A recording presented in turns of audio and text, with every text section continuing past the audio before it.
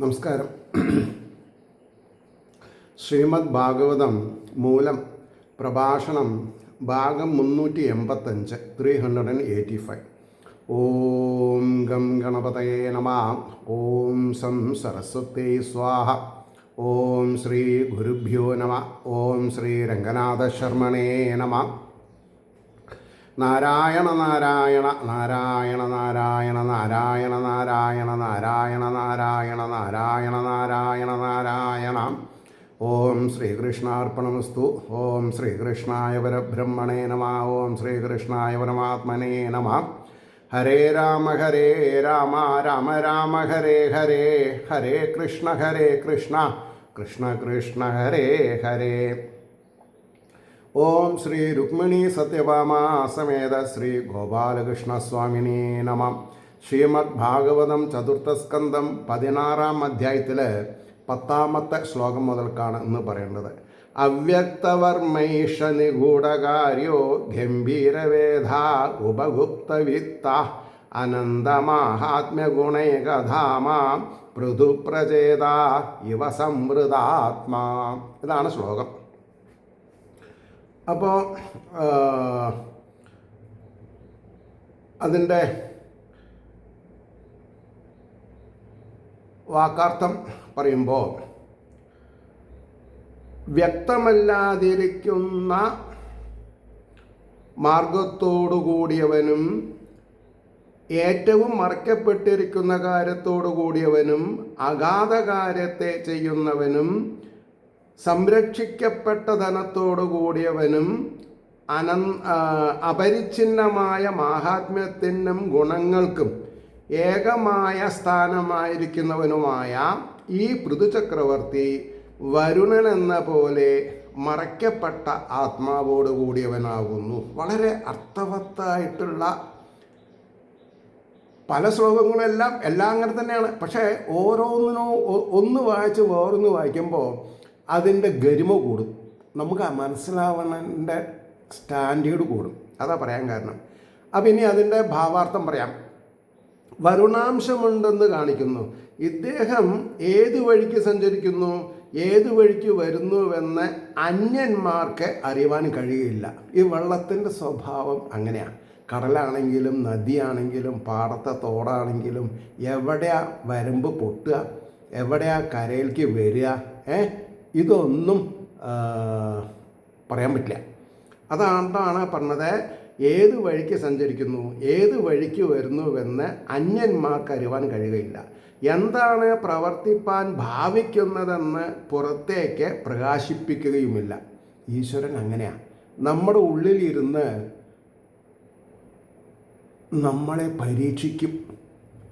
അത് ശരിയായില്ല, ഇത് ശരിയായില്ല എന്നൊക്കെ നമ്മൾ പരാതിപ്പെടും. അങ്ങനെ ഇരിക്കുമ്പോൾ കാണാം ഒക്കെ ശരിയാവണത്. അത് ഭഗവാന്റെ ഒരു കൃപയാണ്. അപ്പോൾ ഈ പ്രവൃത്തി എന്തിനായിട്ട് ചെയ്യുന്നുവെന്ന് ഫലം കൊണ്ട് മാത്രമല്ലാതെ, ഇപ്പം ഞാൻ ചെയ്യുന്ന ഈ പ്രവൃത്തി, ഈ രാമകൃഷ്ണ ഗോവിന്ദ രാമകൃഷ്ണ ഗോവിന്ദ എന്ന് പറയണതുണ്ടല്ലോ, അത് എന്തിനാണ് ചോദിച്ചാൽ എനിക്കും അറിയില്ല. പക്ഷേ പിന്നെ കുറേ കഴിയുമ്പോൾ മനസ്സിലാവും, ഇങ്ങനെയൊക്കെ ഭഗവാൻ ചെയ്യിപ്പിച്ചത് ഭഗവാന്റെ കരുണ അനുഭവിപ്പിക്കാൻ വേണ്ടിയിട്ടാണെന്ന് മനസ്സിലാവും. അതാണ് ഈ നിഷ്കാമകർമ്മം എന്ന് പറഞ്ഞത്. ഇന്നത് വേണമെന്ന് വിചാരിച്ചിട്ട് ഭഗവാന്റെ അടുത്ത് പോരുത്. എൻ്റെ കടമയാണ്, എൻ്റെ കടപ്പാടാണ് എന്നുള്ള ധാരണയിൽ പ്രവർത്തിച്ചു കൊണ്ടേയിരിക്കുക. അപ്പോൾ കാരണം ദിಢീം പറഞ്ഞിട്ട് കാര്യങ്ങളൊക്കെ ശരിയാവും. അപ്പോൾ മറ്റൊരു വിധത്തിലും അറിയപ്പെടുവാൻ കഴിയാത്ത കാര്യങ്ങളെ മാത്രമേ ഈശ്വരൻ ചെയ്യുകയുള്ളൂ. അപരിച്ഛിന്നമായ മാഹാത്മ്യത്തിനും ഗുണങ്ങൾക്കും ഏകമായ ആസ്പദവുമാകുന്നു ഭഗവാൻ. ഇപ്രകാരം ഇരിക്കുന്ന പൃഥുമഹാരാജാവ് വരുണൻ എന്ന പോലെ പുറമേ പ്രകാശിപ്പിക്കപ്പെടാത്ത സ്വരൂപത്തോടു കൂടിയിരിക്കുന്നവനാകുന്നു.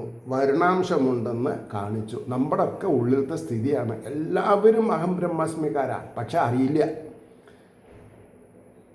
ഭഗവാൻ ഉള്ളിലിരുന്നു കൊണ്ട് നമ്മൾ തെക്കോട്ടും വടക്കോട്ടും പടിഞ്ഞാട്ടും കിഴക്കോട്ടും ഓടണത് കണ്ട് ചിരിക്കുകയാണ്. ഓഹോ, ഇവർക്ക് എന്നെ അറിയണില്ലല്ലോ ഈശ്വര. അദ്ദേഹം തന്നെ പറയാ, ഇങ്ങനെയാണ് എന്തൊക്കെ ചെയ്യിപ്പിക്കണോ നമ്മളെ കൊണ്ട്.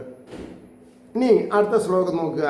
ദുരാസദോ ദുർവിഷ ആസന്നോ അഭിവിദൂരവത് നൈവാഭിഭവിതും ശക്യോ വേനാരണ്യുദ്ധിതോ അനലാം. വേനനാകുന്ന അരണയിൽ നിന്നുണ്ടായ, അപ്പം ശ്രദ്ധിക്കണം, ഈ വേനൻ എന്ന് പറഞ്ഞ ആള് മഹാമോശക്കാരനാണോ? പക്ഷേ ഇങ്ങനൊരു മകനെ ഉണ്ടാക്കാൻ അദ്ദേഹത്തിൻ്റെ കൈ വേണ്ടി വന്നു. കൈകളിൽ നിന്നാണല്ലോ രണ്ടാളും ഉണ്ടായിട്ടുള്ളത്. അതാണ് വേനനാകുന്ന അരണയിൽ നിന്നുണ്ടായ അഗ്നിയാകുന്ന ഇദ്ദേഹം തിരസ്കരിപ്പാനായി കൊണ്ട് കഴിയുന്നവനല്ല. ഇദ്ദേഹത്തിനെ, ഈശ്വരനെ തിരസ്കരിക്കാൻ നമ്മളെ കൊണ്ട് പറ്റുമോ? എനിക്ക് ഈശ്വരൻ വേണ്ട, ഞാൻ ഈശ്വര വിശ്വാസിയല്ല, പക്ഷേ ഈശ്വരനെ ചുമന്നിട്ടാണ് നമ്മൾ നടക്കണത് എന്നുള്ളത് അറിയണവർക്കല്ലേ അറിയുള്ളൂ. ഈശ്വരൻ തന്നെയാണത് പറയിപ്പിക്കുന്നത്. എന്നിൽ വിശ്വാസമില്ല എന്ന് ഭഗവാൻ കേൾക്കുന്നുണ്ട്. അത് ഈ ബുദ്ധിയില്ലാത്തവർ മനസ്സിലാക്കണില്ലേ. അതുകൊണ്ടാണ് പറഞ്ഞത്, പിന്നെ തിരസ്കരിപ്പാനായിക്കൊണ്ട് കഴിയുന്നവനല്ല, സമീപസ്ഥനാണെങ്കിലും അല്ലേ. ഇപ്പോൾ ഒരു കട്ടിലിൽ ഭാര്യയും ഭർത്താവും കിടക്കുക, അങ്ങനെ കിടക്കുന്നുണ്ടല്ലോ. പ്രായമായാലും ഇല്ലെങ്കിലും, ചെറുപ്പത്തിലും വയസ്സുള്ളപ്പോഴും വയസ്സാവുമ്പോഴും.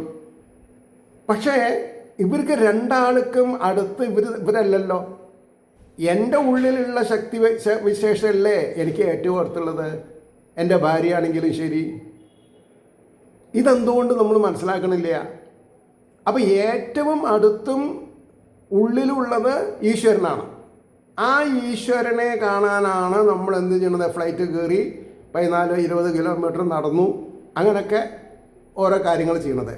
അപ്പോൾ സമീപസ്ഥനാണെങ്കിലും വിദൂരസ്ഥനെ പോലെയാകുന്നു, സഹിപ്പാൻ കഴിയാത്തവനും അതിക്രമിപ്പാൻ കഴിയാത്തവനുമാകുന്നു. എന്താ അതിക്രമിപ്പാൻ കഴിയാത്തവനെന്ന് പറയാൻ കാരണം? അദ്ദേഹത്തിൻ്റെ ഇച്ഛയെ നടക്കുള്ളൂ, നമ്മുടെ ഇച്ഛ നടക്കില്ല. വിധിച്ചതോ കൊതിച്ചതോ, വിധിക്കണത് അദ്ദേഹം, നമ്മൾ കൊതിച്ചതുകൊണ്ടായില്ല. ഇനി ഇതിൻ്റെ ഭാവാർത്ഥം ശ്രദ്ധിക്കുക. വേനനാകുന്ന അരണയിൽ നിന്നുത്ഭവിച്ച ഈ മഹാരാജാവ് അഗ്നിതുല്യനാകുന്നു. നമ്മളൊക്കെ അല്ലെങ്കിൽ വാക്കിന് ശക്തി ഉണ്ടാവില്ലല്ലോ. ഭഗവാൻ ഉള്ളിലില്ലെങ്കിൽ നമുക്ക് എങ്ങനെയാണ് വാക്കിന് തീപ്പൊരി എങ്ങനെയാവുക? ഉണ്ടാവില്ല. നമ്മൾ എക്സൈൽ ചെയ്യുന്ന കാറ്റിന് ചൂടെങ്ങനെ ഉണ്ടാവുക? നമ്മൾ വിസർജിക്കുന്ന എന്താണെന്നാ പറയുക? അതെ, യൂറിൻ, ഇംഗ്ലീഷ് പറഞ്ഞാൽ പ്രശ്നമില്ലല്ലോ. മലം, അത് ഇംഗ്ലീഷിലല്ല, എന്നാലും അതിന് ചൂട് എന്തുകൊണ്ടാണ് ഉണ്ടാവണത്? ഇതൊക്കെ ആരെങ്കിലും മനസ്സിലാക്കിയിട്ടുണ്ടോ?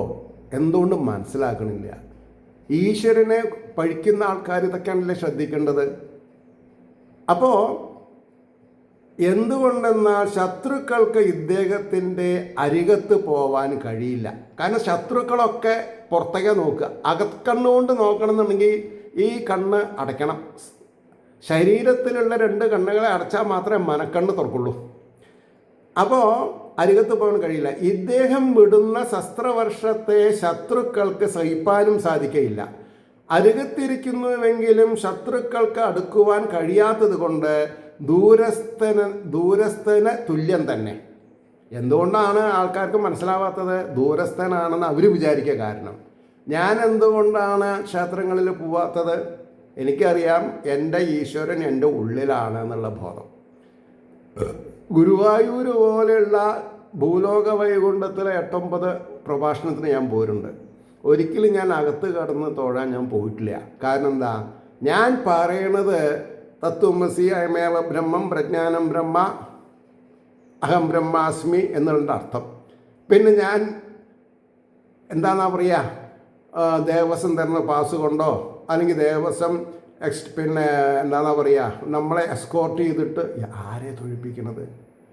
എനിക്ക് തന്നെ എൻ്റെ ഉള്ളിലുള്ള ചൈതന്യത്തിനെ അനുഭവിക്കാമെന്നല്ലാണ്ട് അതിന് ചൂട് അനുഭവിക്കാമെന്നല്ലാണ്ട് അത് രൂപമില്ല എന്ന് എനിക്ക് നന്നായിട്ട് അറിയാം. പിന്നെ ഏത് രൂപം കണ്ടിട്ടാണ് ഞാൻ സന്തോഷിക്കുക?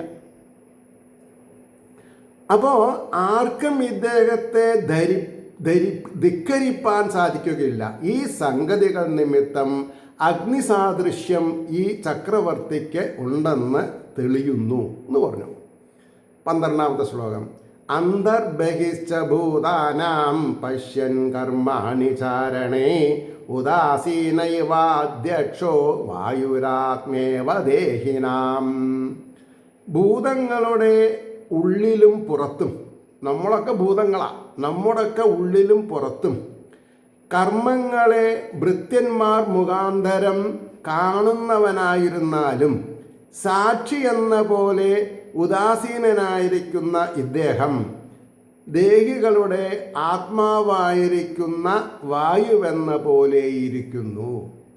ഈ പുറമെ എക്സൈറ്റുള്ള കാറ്റിനെ നമ്മൾ ഉള്ളിലേക്ക് തള്ളണതും ഉള്ളിൽ നിന്ന് പുറത്തേക്ക് തള്ളണതും ഇല്ലേ? അപ്പോൾ ആത്മാവായിരിക്കുന്ന വായുവെന്ന പോലെ, ആത്മാവ് സത്യത്തിലൊരു വായുവാണ്, തീയാണ്. തീ കത്തുന്നത് എങ്ങനെയാണ്? വായുവിൻ്റെ സവിധത്തിലല്ലേ. ഇനി അതിൻ്റെ ഭാവാർത്ഥം പറയണു. വായു അംശം രാജാവിലുണ്ടെന്നും കാണിക്കുന്നു. സകല പ്രാണികളും ഉള്ളുകൊണ്ടും പുറം കൊണ്ടും ആരംഭിക്കുന്ന കർമ്മങ്ങളെ ഉള്ളുകൊണ്ട് മനസ്സിൽ സങ്കല്പിക്കാണ്ട് നമ്മളെങ്ങനെയാണ് പുറമൊരു കാര്യം ചെയ്യുക? മാമ ഉണ്ണണം, ഇത് സങ്കല്പം. വിശക്കണില്ലാത്തവരും മാമ ഉണ്ണുമോ? പറയൂ. തന്നെ കേട്ടാ പോണ ഞാൻ ഊണ് കഴിക്കാൻ. അപ്പോൾ ഊണ് കഴിക്കാൻ പോണത് ഉള്ളിൽ ഒരു തീരുമാനമായിട്ടല്ലേ നമ്മൾ പോണത്? പറഞ്ഞു. പക്ഷേ തന്നെ കേട്ടാ പോണത് ഞാൻ കക്കൂസിലേക്ക്. എന്തിനാ കക്കൂസ് പോണത്? അവരവർക്കറിയാം. അപ്പോൾ ഈ സ്ഥലകാല ബോധം ഉണ്ടാക്കുന്ന വസ്തു അവരവരുടെ ഉള്ളിലാണ്. അതിനെ എക്സിക്യൂട്ട് ചെയ്യാൻ ബാഹ്യമായിട്ടുള്ള മനസ്സ് പറയണു വിശക്കണു, അപ്പോൾ കൈ കഴുകണം, കൈകൊണ്ട് വാരി തിന്നണം. അപ്പോൾ കൈകൊണ്ട് ഉരുള വരുമ്പോഴേക്കും വായ കൂട്ടി വയ്ക്കാൻ പറ്റില്ല, വായ തുറക്കണം. വായ തുറന്നാൽ ഉരുളിട്ടാൽ വായ തുറന്ന് വയ്ക്കാൻ പറ്റുമോ? ആ വായ അപ്പം അടയ്ക്കണം, എന്നിട്ട് വിഴുങ്ങണം. അത് മൂപ്പലാൻ ഉള്ളിലുള്ള ആൾ സമ്മതിച്ചില്ലെങ്കിൽ വിഴുങ്ങുമോ? ഇല്ല. എത്ര ആൾ കരഞ്ഞും കൊണ്ട് വായിക്കാതിരിക്കുന്നുണ്ട്. മക്കൾ വായിക്കാരിടുന്നു, അച്ഛൻ്റെ അമ്മ ഭാര്യ ഭർത്താവിൻ്റെ വായയിൽ അരി ഇടുന്നു, വിഴുങ്ങുണ്ടോ? എന്താ കാരണം? ഉള്ളിൽ ചൈതന്യമില്ല. ഇതറിയാൻ വലിയ സയൻസ് ഒന്നും പഠിക്കണ്ട, എൻജിനീയറാകുമ്പോൾ മെഡിക്കൽ MBBS ഒന്നും പഠിക്കണ്ട, ഭാഗവതം പഠിച്ചാൽ മതി. ഭാഗവതം അതറിയിക്കുന്ന രീതിയിൽ പഠിക്കണം. അപ്പം എന്താ ഉണ്ടാവുക? നിർഭയത്വം. What may come. പതറാതെണ്ടിരിക്കുക, പതർച്ചില്ലാണ്ടിരിക്കുക, എല്ലാവരെയും മനസ്സുകൊണ്ട് സ്നേഹിക്കുക, ബഹുമാനിക്കുക, ആദരിക്കുക, നമസ്കരിക്കുക. അത്രത്തോളം ഗുണം കൂടും നമുക്ക്. അപ്പോൾ പറഞ്ഞു, ഉള്ളുകൊണ്ടും പുറം കൊണ്ടും ആരംഭിക്കുന്ന കർമ്മങ്ങളെ ചാരപുരുഷന്മാർ മുഖാന്തരം, ഭഗവാന് നമ്മുടെ ഉള്ളിലും പുറമെയുള്ള ചാരപുരുഷന്മാരുണ്ട്. ഉള്ളിൽ വായുണ്ട്, പുറത്ത് വായുണ്ട്. പുറമെ കണ്ണുണ്ട്, ഉള്ളിൽ മനമാകുന്ന കണ്ണുണ്ട്. മനസ്സിൽ എന്തൊക്കെയാണ് നമ്മൾ ആഗ്രഹിക്കുന്നത് എന്നുള്ളത് ഭഗവാൻ അറിയാം. ഭഗവാന്റെ കാരുണ്യം കൊണ്ടാണ് നമ്മളത് അറിയണത്. അതും ശരിയാണ്, അതാണ് ശരി, അത് മാത്രമേ ശരിയുള്ളൂ. അപ്പോൾ ചാരപുരുഷന്മാർ മുഖാന്തരം കണ്ടുകൊണ്ടിരിക്കുന്നുവെങ്കിലും ഉദാസീന അവസ്ഥയിലിരിക്കുന്ന ഇദ്ദേഹം പ്രാണികളുടെ ഉള്ളിലും പുറത്തും വ്യാപരിക്കുന്ന സൂത്രാത്മാവായ വായുവെന്ന പോലെ ഇരിക്കുന്നു. സൂത്രാത്മാവ്. നമ്മുടെ വീടിൻ്റെ ചുമരുകൾക്ക് കാണാം, ഒരു വിരൽ ദ്വാരം ഉണ്ടാവും, അവിടെ ജനൽ വെക്കാൻ പറ്റില്ല, ഒരു ദ്വാരം വേണേനി. അതാണ് സൂത്രം പോവാനുള്ളതെന്ന് പറയും. അപ്പം നമ്മൾക്ക് ചെറിയ 2 നാസാരന്ധ്രങ്ങളുണ്ട്. അതുകൂടെയാണ് നമ്മൾ ഇൻഹെയിൽ ചെയ്യണത്, അതുകൂടെയാണ് നമ്മൾ എക്സൈൽ ചെയ്യണത്. ഇതൊന്നും നമ്മൾ അറിയണില്ല. നമ്മൾ വർത്തമാനം പറയണോ, നമ്മൾ കോപിക്കണോ, നമ്മൾ സന്തോഷിക്കണോ, ഈ സമയത്തൊക്കെ ഈ പ്രക്രിയ നടക്കുന്നുണ്ട്. അപ്പം അടുത്ത ശ്ലോകം, നാദണ്ഡ്യം ദണ്ഡയത്തേഷ ന അദണ്ഡ്യം എന്നാണ്. അവിടെ ദീർഘമുണ്ട്. അപ്പം ന അദണ്ഡ്യം ദണ്ഡയത്തേഷ സൂതം ആത്മവിഷാമഭി ദണ്ഡയത്യാത്മജമഭി ദണ്ഡ്യം ധർമ്മപദേ സ്ഥിത. ധർമ്മപദേ, ധർമ്മത്തിൻ്റെ വഴിയിലിരിക്കുന്നവർക്കാണ് ധർമ്മം അനുകൂലമുള്ളൂ, ധർമ്മത്തിൻ്റെ. അപ്പോൾ അധർമ്മമായാലോ ദണ്ഡനം കിട്ടുകയും ചെയ്യും. അപ്പോൾ അതിൻ്റെ വാക്കാർത്ഥാണ് ഇനി പറഞ്ഞത്. ധർമ്മമാർഗത്തിലിരിക്കുന്ന ഭഗവാൻ എപ്പോഴും ധർമ്മമാർഗത്തിലാണ്. ഇദ്ദേഹം ദണ്ഡിപ്പാൻ അർഹനല്ലാത്ത തന്നെ ദേഷിക്കുന്നവരുടെ സുതനെയും ദണ്ഡിക്കുകയില്ല. ദണ്ഡിപ്പാൻ അർഹമായ സ്വപുത്രനെയും ദണ്ഡിക്കും. അപ്പോൾ ഒരു ഒരു ഒരു എന്താ പറയുക, പരിപൂർണമായിട്ട് മനസ്സിലാകുന്നുണ്ടാവില്ല. ഇപ്പം ഇനി അതിൻ്റെ ഭാവാർത്ഥം പറയുമ്പോൾ മനസ്സിലാവും. എന്താ?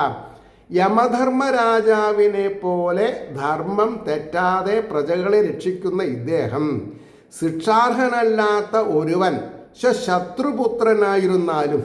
അവിടെയാണ് നോക്കൂ, ഇതിന് വലിയൊരു ഉദാഹരണം എന്താ? വലിയൊരു ഉദാഹരണം എന്താ പറയുക, പേരും കൂടെ കിട്ടണം. പേര് കിട്ടണം എന്നുണ്ടെങ്കിൽ ഈശ്വരകൃപ വേണം. അപ്പോൾ 1, 2 നാരായണ ജപിക്കുമ്പോൾ അതിങ്ങോട്ട് വരും. പ്രഹ്ലാദൻ ആരുടെ മകനാ? ഭഗവാന്റെ ശത്രുവിൻ്റെ മകനാ. പക്ഷേ ആ ശത്രുവിൻ്റെ മകനെ ഭഗവാൻ ശിക്ഷിച്ചുവോ? ഇല്ല. താലോലിക്കുക ചെയ്ത് എടുത്ത് പടിയിൽ വെച്ചു. 36 അല്ലേ, എത്രയോ വർഷങ്ങൾ രാജാവായിട്ടിരുന്നോളാൻ പറഞ്ഞു. ഇതൊക്കെയല്ലേ നമ്മൾ മനസ്സിലാക്കേണ്ടത്.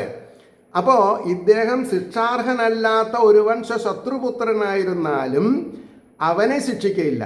ശിക്ഷിപ്പാൻ അർഹനാണെന്ന് കണ്ടാൽ സ്വപുത്രനായിരുന്നാലും അവനെ ശിക്ഷിക്കും. അതെങ്ങനെയാ? അതിനൊരു ഉത്തമ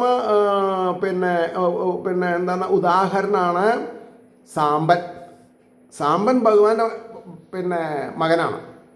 പക്ഷേ സാമ്പനെ ഒരു പെൺവേഷം കെട്ടിച്ച് ഋഷികളുടെ മുമ്പിൽ പോയിട്ട് ചോദിപ്പിച്ചു, ഇവള് പ്രസവിക്കുന്നതാണ് അവോ പെണ്ണാവോ ചോദിച്ചു. രണ്ടുമല്ല ഒലക്കിയാവെന്ന് പറഞ്ഞു. അപ്പോൾ എന്തായി? ഭഗവാന് അങ്ങനെ സ്വന്തം ബന്ധം ഇല്ല. തെറ്റ് ചെയ്താൽ ശിക്ഷിക്കും, ഇല്ലാത്തവരെ ശിക്ഷിക്കില്ല. അപ്പോൾ സ്വപുത്രനായിരുന്നാലും അവനെ ശിക്ഷിക്കും. ശത്രുപുത്രൻ രണ്ടുപേരും ഈ രാജാവിന് തുല്യൻ തന്നെ എന്ന് കാണിപ്പാനാണ് സൂതം ആത്മവിദ്ഷാം അഭി എന്ന് കാണിച്ചത്. എന്തു രസമായിട്ടുള്ളൊരു ലാളിത്യത്തോടു കൂടിയിട്ടുള്ള ഒരാഖ്യാനാണിത്. ആലോചിച്ച് നോക്കൂ. ഇത് കയ്യിലെടുക്കണം എന്ന് തോന്നിയ ഒരു നിമിഷം ഏതാണോ ആ നിമിഷത്തിനെ എൻ്റെ മുമ്പിൽ കൊണ്ടുവന്ന് തന്ന ഭഗവാന് നമസ്കാരം. കരുണാകരൻ പിള്ള സാറിൻ്റെ കാര്യം പിന്നെ പറയേണ്ട ആവശ്യമില്ല. എനിക്ക് കിട്ടുന്ന നമസ്കാരം മുഴുവൻ അദ്ദേഹത്തിനാണ്.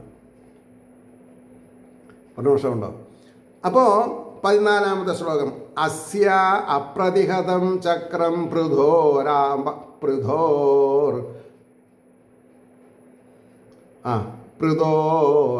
മാനസാചലാത് മാനസ അചലാത് പൃഥോർ അമാന. അത് നോട്ടോ, ഇവിടെ അപ്രതിഹതം ഭഗവാൻ ഉപയോഗം എന്ന പോലെ തപതി ആമാനസാചലത് എന്നാണ്. മാനസപർവ്വതം വരെ എന്നർത്ഥം. ആമാനസാചലത് കേട്ടോ. അപ്പോൾ അസ്യാപ്രതിഹതം ചക്രം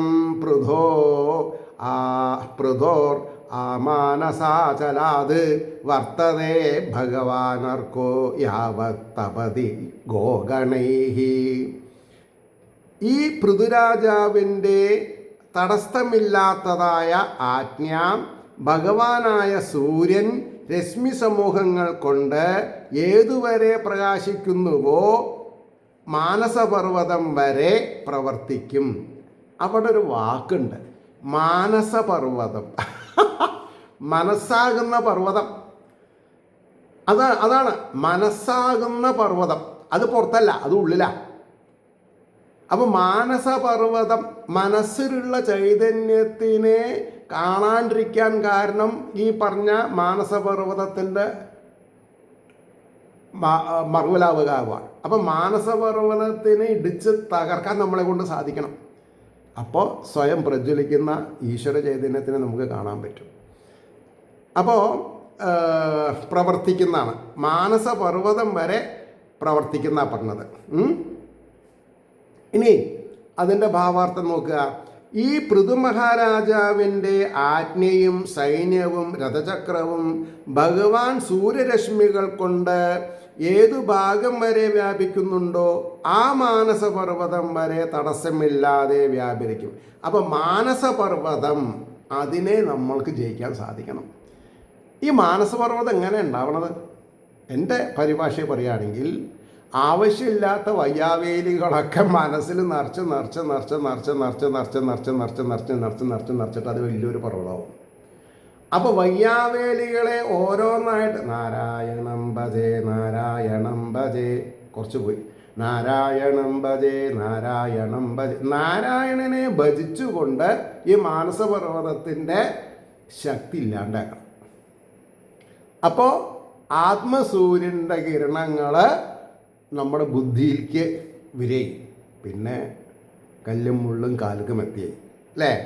അപ്പോൾ മാനസപർവ്വതം എന്ന് പറഞ്ഞപ്പോൾ മനസ്സിലായി. ഞാൻ സത്യം പറയട്ടെ, ഇത്രയൊക്കെ ഉണ്ട് ഞാനും മനസ്സിലാക്കിയിട്ടൊന്നുമില്ല.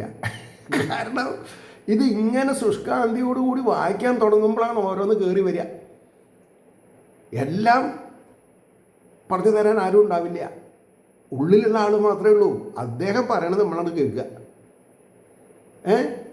ഇനി അങ്ങനെ അല്ല എന്നൊരാൾക്ക് പറയാൻ ധൈര്യം വരില്ല. കാരണം എന്താ? അതാണ് അതിൻ്റെ സത്യം. ഇനി 15-ാമത്തെ ശ്ലോകം നോക്കുക. ഞാൻ ഈ പേജ് ഒന്നിവിടെ എഴുതി വെക്കട്ടെ കേട്ടോ. 332 മാനസപർവ്വതം.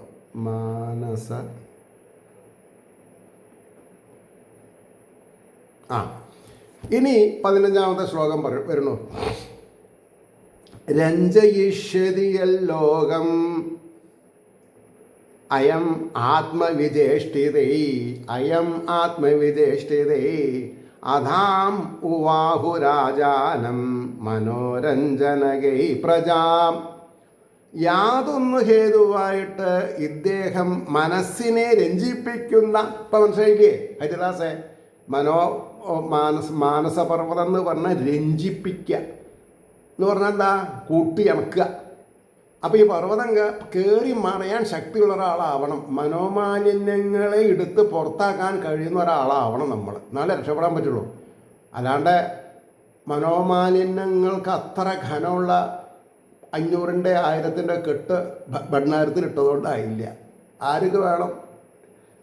അപ്പോൾ പ്രവൃത്തികൾ കൊണ്ട് ലോകത്തെ രഞ്ജിപ്പിക്കുകയോ അതുകൊണ്ട് ഇദ്ദേഹത്തെ പ്രജകൾ രാജാവെന്ന് പറയുന്നു. അപ്പോൾ രാജാവ് പ്രജകളെ രഞ്ജിപ്പിക്കുക, കൂട്ടിയിണക്കുക കാരണം ആണ് ഇദ്ദേഹത്തിന് രാജാവ് എന്ന് പറയാൻ കാരണം. അങ്ങനെയാകുമ്പോൾ ഈ രാജഗോപാലൻ എന്നുള്ള പേര് വന്നിട്ടുണ്ടാവില്ല. ഗോപാലന്മാരെ കൂട്ടിയിണക്കുന്നവൻ എന്നർത്ഥം പറയാം. അങ്ങനെയാണ് എൻ്റെ അച്ഛൻ എന്നെ പഠിപ്പിച്ചിട്ടുള്ളത്. അപ്പോൾ അച്ഛനൊരു നമസ്കാരം, അച്ഛനെപ്പോഴും നമസ്കാരമുണ്ട്, ശ്രീ രംഗനാഥ ശർമ്മ എന്ന് പറയണ്ടല്ലോ. അപ്പോൾ ഇനി അതിൻ്റെ ഒരു ഭാവാർത്ഥം പറയണം. ഇദ്ദേഹം ലോകത്തെ തന്നിൽ അനുരഞ്ജിപ്പിക്കുന്ന ധർമ്മപരിപാലന പ്രവർത്തികൾ കൊണ്ടും ഈ ഭാരതത്തിൻ്റെ വാക്കുകൾ കേൾക്കാൻ മറ്റ് രാജ്യങ്ങൾ കാത് കൂർപ്പിക്കുന്നത് എന്തിനാ? ധർമ്മപരിപാലനാണ്. ഭാരതം റെപ്രസെൻ്റ് ചെയ്യുന്നത് ധർമ്മപരിപാലനാണ്. അപ്പോൾ പ്രവർത്തികൾ കൊണ്ട് സന്തോഷിപ്പിക്കും. അതു നിമിത്തം പ്രജകൾ ഇദ്ദേഹത്തെ രാജാവെന്ന് പറയും. ഇദ്ദേഹത്തിൽ രാജശബ്ദം അർത്ഥവത്തായി ഭവിക്കും എന്ന് പറഞ്ഞാൽ എന്താ അർത്ഥം? എല്ലാവർക്കും രാജാവ് എന്നുള്ള പേര് അർത്ഥവത്തല്ലാതെ അർത്ഥം. അങ്ങനെയാണ് ഇപ്പോഴത്തെ കാലത്ത്. ഇനി 16-ാമത്തെ ശ്ലോകം. ദൃഢവ്രത സത്യസന്ധോ ബ്രഹ്മണ്യോ വൃദ്ധസേവക. വൃദ്ധന്മാരെ സേവിക്കാൻ സാധിക്കണം. ശരണ്യ സർവഭൂതാനാം മാനദോ ദീനവത്സല. ദീനന്മാരിൽ വാത്സല്യം ഉണ്ടാവണം എന്നാണ് പറഞ്ഞത്. അപ്പോൾ പറഞ്ഞു, ദൃഢമായ വ്രതത്തോടു കൂടിയവൻ, സത്യം വിടാതിരിക്കുന്നവൻ. ദൃഢവ്രതൻ, സത്യസന്ധൻ എന്ന് പറഞ്ഞ സത്യത്തെ, അല്ലാണ്ട് സത്യത്തിനെ കാണുമ്പോൾ കണ്ണ് അടയ്ക്കലല്ല. അങ്ങനെ അർത്ഥം പറയരുത്. അന്ധൻ, സത്യം അന്ധൻ അങ്ങനെയല്ല, സത്യസന്ധൻ. അപ്പോൾ വ്രതത്തോടു കൂടിയവൻ, ബ്രാഹ്മണരിൽ ഭക്തിയുള്ളവൻ എന്ന് പറഞ്ഞാൽ സംശുദ്ധമായ ഭക്തി ആരിലുണ്ടോ അവനാണ് ബ്രാഹ്മണൻ. ഭക്തി ഇല്ലാത്തവൻ ബ്രാഹ്മണനാവില്ല. അപ്പോൾ വൃദ്ധന്മാരെ സേവിക്കുന്നവൻ സകല ഭൂതങ്ങൾക്കും ശരണം പ്രാപിപ്പാൻ യോഗ്യനും മാനത്തെ നൽകുന്നവൻ. ആകാശമല്ല കേട്ടോ, മാനം, ആത്മാഭിമാനം, ദുരഭിമാനമല്ല, ആത്മാവിൽ രമിക്കുന്നവൻ, ദുഃഖന്മാരിൽ വാത്സല്യമുള്ളവനും. അപ്പോൾ ഈ ഒരു ശ്ലോകം, 16ാമത്തെ ശ്ലോകം വളരെ ഇമ്പോർട്ടൻ്റ് ആണ്. ഈ പറഞ്ഞ ഗുണഗണങ്ങളൊക്കെ നമുക്കുണ്ടാവണം.